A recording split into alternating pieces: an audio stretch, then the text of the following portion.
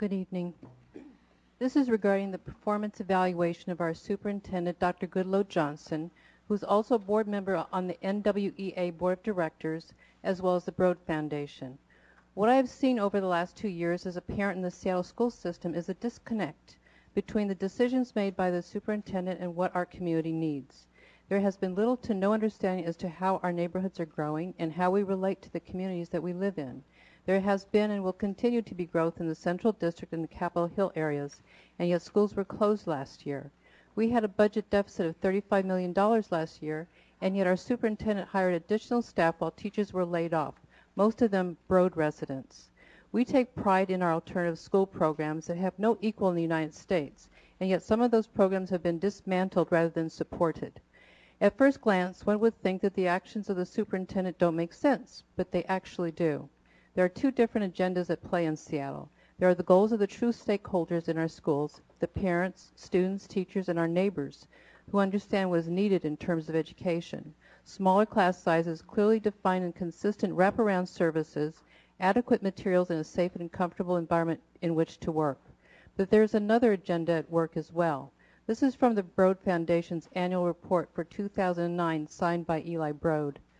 The election of President Obama and his appointment of Arne Duncan, the U.S. Secretary of Education, marked the pinnacle of hope for our work in education reform.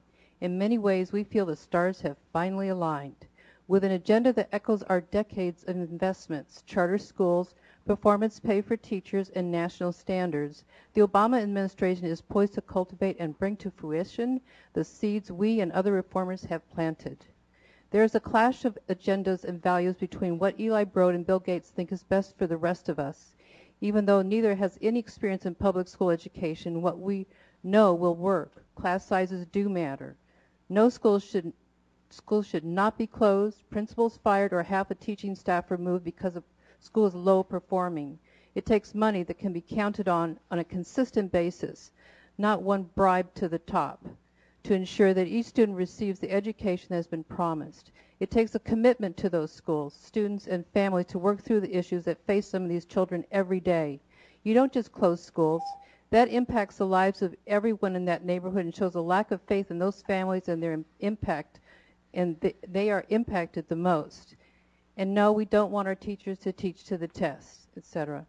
We need someone sitting next to our school board president who shares our goals and values, not someone who was placed in Seattle to carry out the dreams and hopes of a wealthy few. Then the stars will have truly aligned for us in Seattle. Thank you.